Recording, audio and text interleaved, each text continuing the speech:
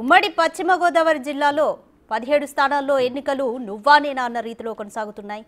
అయితే విజయం కోసం అభ్యర్థులు సర్వయత్నాలు చేస్తున్నారు. 5-6 చోట్ల టఫ్ పోటీ తప్పదనే అంచనాలున్నాయి. మరోవైపు గెలుపు మాట ఎలా ఉన్నా బెట్టింగ్ రాయుళ్లు తమ అదృష్టాన్ని పరీక్షించుకునేందుకు సిద్ధమైనట్లు తెలుస్తోంది. సమస్యాత్మక ప్రాంతాల్లో పోలీసులు భారీ బందోబస్తును ఏర్పాటు చేస్తున్నారు.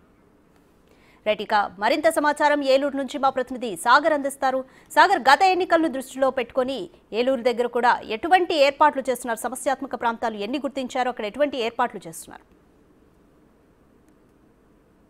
ఉమ్మడి పశ్చిమ గోదావరి జిల్లా వ్యాప్తంగా పోలింగ్ సరళికి సర్వం సిద్ధమైందని చెప్పుకోవచ్చు. ఇటు ఏలూరు జిల్లాతో పాటుగా అటు పశ్చిమ గోదావరి జిల్లా కూడా పటిష్ట ఏర్పాట్లు చేసినట్టు ఎన్నికల అధికారులు మనకి చెప్తున్నారు. ఇప్పటికే సమస్యాత్మక ప్రాంతాలకు వస్తే ఏలూరు జిల్లాలో 416 పోలింగ్ స్టేషన్లను అత్యంత సమస్యాత్మక ప్రాంతాలుగా గుర్తించారు. ఇక్కడ అదనపు బలగాలు మోహరించడంతో పాటుగా పారామిలిటరీకి సంబంధించిన సిబ్బంది కూడా అక్కడ ఉంటారని చెప్తున్నారు. పోలింగ్ కి 100 మీటర్ల లోపు 144 సెక్షన్ అమల్లో ఉంది. జిల్లా వ్యాప్తంగా కూడా పోలింగ్ స్టేషన్ వద్ద కానీ పోలింగ్ సరళికి ఎవరైనా ఇబ్బంది కలిగించినట్లయితే తప్పనిసరిగా వారి మీద చట్ట ప్రకారం కఠిన చర్యలు తీసుకుంటామని జిల్లా కలెక్టర్లు ఇప్పటికే హెచ్చరించడం జరిగింది. ఉమ్మడి పశ్చిమ గోదావరి జిల్లా వ్యాప్తంగా కూడా సమస్యాత్మక పోలింగ్ కేంద్రాల వద్ద వెబ్ కాస్టింగ్ ఏర్పాటు చేశారు.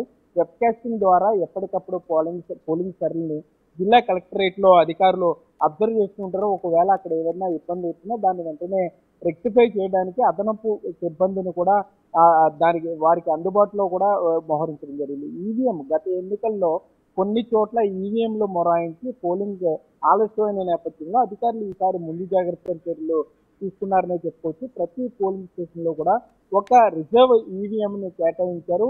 ఒకవేళ పనిచేస్తున్న ఈవీఎం మొరాయించినట్లయితే దాన్ని అక్కడితో నిలిపివేసి వీవీప్యాట్ లో ఉన్న స్లిప్ని బేస్ చేసుకుని అక్కడ నుండి కొత్త ఈవీఎం నుండి ఈ పోలింగ్ ను స్టార్ట్ చేస్తారు. అట్లాగే ఏజెన్సీ ప్రాంతాల్లో పోలవరం నియోజకవర్గానికి సంబంధించి 1-2 పోలింగ్ స్టేషన్లు బాగా ఇన్నర్ ఏరియాలో ఉన్నందున వాటికి ముందుగానే భద్రత పెంచడంతో పాటుగా అక్కడ 2 ఈవీఎంలు అదనంగా ఇచ్చినట్లుగా కూడా జిల్లా కలెక్టర్ ప్రసన్న వెంకటేష్ చెప్తున్నారు. పశ్చిమ గోదావరి జిల్లా చూసుకుంటే కనుక అక్కడ సమస్యాత్మక పోలింగ్ కేంద్రాలు 282 గుర్తించారు. ఇప్పుడు కూడా ఆ పోలీసులు అదనపు బలగాలు మోహరిస్తాయని చెప్పి అక్కడ జిల్లా కలెక్టర్ సుమిత్ చెప్పడం జరిగింది. ఏదైనా కూడా పోలింగ్ సరళికి సంబంధించి ప్రజలు స్వచ్ఛందంగా తమ ఓటు హక్కును వినియోగించుకోవాలని చెప్తున్నారు. మరోపక్క పోలింగ్ ఇంకా మొదలవ్వక ముందే ఒక రోజు ముందుగానే బెట్టింగ్ రాయిలు ఉమ్మడి పశ్చిమ గోదావరి జిల్లాలో తమ ప్రతాపాన్ని చూపిస్తున్నారని చెప్పుకోవచ్చు.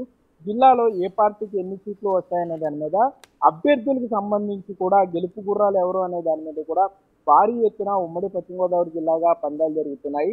భీమవరం జిల్లా కేంద్రంగా పశ్చిమ గోదావరి జిల్లాలో ఇటు అధికార పార్టీకి కానీ ఇటు కూటమికి ఎన్ని సీట్లు వస్తాయనే దాని మీద ప్రచారం జరుగుతుండగా ప్రత్యేకంగా ఉండి నియోజకవర్గంలో రఘురామకృష్ణరాజు గెలుపు మీద కోట్లాది రూపాయలు ఇప్పటికే చేతులు మారాయి. మధ్యవర్తుల దగ్గర డబ్బులు చేరాయని చెప్పుకోవచ్చు.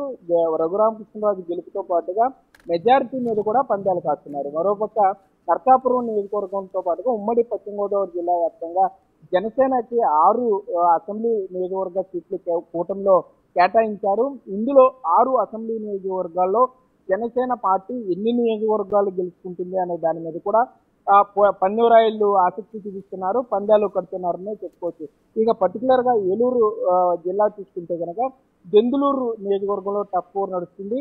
ఇక్కడ వైసీపీ నుండి అధికార పార్టీ నుండి కొఠార అబ్బాయి చౌదరి, కూటమి నుండి చింతమనేని ప్రభాకర్ పోటీలో ఉన్నారు. వీరిద్దరిలో ఎవరు గెలుస్తారనే దాని మీద కూడా ఇప్పటికే కోట్లాది రూపాయలు చేతులు మారాయని చెప్పుకోవచ్చు. ఇట్లా మొత్తం ఉమ్మడి పశ్చిమ గోదావరి జిల్లా వ్యాప్తంగా 5 నియోజకవర్గాల్లో టఫ్ ఫైట్ ఉందని చెప్పుకోవచ్చు. ఈ 5 నియోజకవర్గాల్లో కూడా పందెం రాయలు బుకీలుగా ఏర్పడి తమ మనుషుల ద్వారా బెట్టింగ్ సంబంధించి ఏ విధంగా ఏ పార్టీ అభ్యర్థి గెలుస్తాడనే దాని మీద తమ ప్రయత్నాల్లో వారు ఉన్నారు, తమ అదృష్టాన్ని పరీక్షించుకునే పనిలో ఉన్నారు. ఇదే అదనుగా ఆన్లైన్ లో సైతం ప్లే స్టోర్ లో సైతం బెట్టింగ్ యాప్లు రెడీగా కూడా దర్శనమిస్తున్నాయి. రాధిక, రైట్ సాగర్, సమస్యాత్మక ప్రాంతాల్లో ఎన్ని గంటల వరకు పోలింగ్ జరిగే అవకాశం ఉంది? ముందుగానే కంప్లీట్ చేసే అవకాశాలు కనిపిస్తున్నాయి?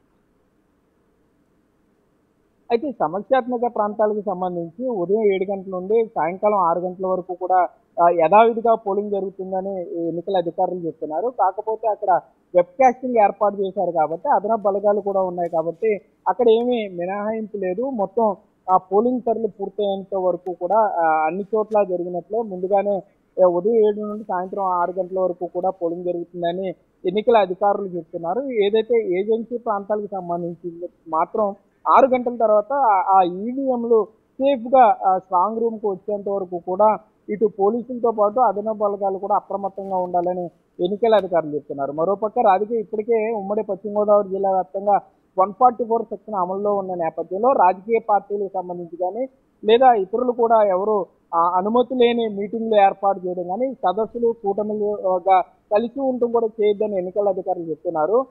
జూన్ నెల 1వ తారీఖు వరకు కూడా ఇదే అమలవుతుందని కూడా ఎన్నికల అధికారులు చెప్పే పరిస్థితులు ఉన్నాయి. మరోపక్క పోలింగ్ కి సంబంధించి ప్రజలు కూడా స్వచ్ఛందంగా తమ ఓటు హక్కును వినియోగించుకోవాలి. ఓటు అనేది హక్కే కాదు, తమ బాధ్యతగా ఫీల్ అవ్వాలని కూడా ఉమ్మడి పశ్చిమ గోదావరి జిల్లా వ్యాప్తంగా అధికారులు ఇప్పటికే స్వీప్ అనే కార్యక్రమం ద్వారా పలు అవగాహన శిబిరాలు ఏర్పాటు చేశారు. గత ఎన్నికల్లో 83% ఉమ్మడి పశ్చిమ గోదావరి జిల్లాలో పోలింగ్ నమోదైన నేపథ్యంలో ఆ పోలింగ్ శాతాన్ని పెంచేందుకు కూడా అధికారులు కృషి చేస్తున్నారు. ఇప్పటికే 85+ తో పాటు దివ్యాంగులకు కూడా హోమ్ ఓటింగ్ ద్వారా ఇంటికే వెళ్లి ఓట్లు నమోదు చేసుకున్న నేపథ్యంలో సో ఇవన్నీ కూడా అదనంగా ఆ పర్సంటేజీలో కలుస్తాయని అయితే అధికారులు భావిస్తున్నారు. మరోపక్క యువతకు, మహిళలకు, సీనియర్ సిటిజన్లకు మోడల్ పోలింగ్ కేంద్రాలు ఏర్పాటు చేశారు. ఎవరికైనా మొదటిసారి ఓటు వినియోగించుకోవడం కానీ ఓటు వినియోగించుకోవడంలో ఎటువంటి ఇబ్బందులున్నా ఈ రైట్, థ్యాంక్ యూ సాగర్.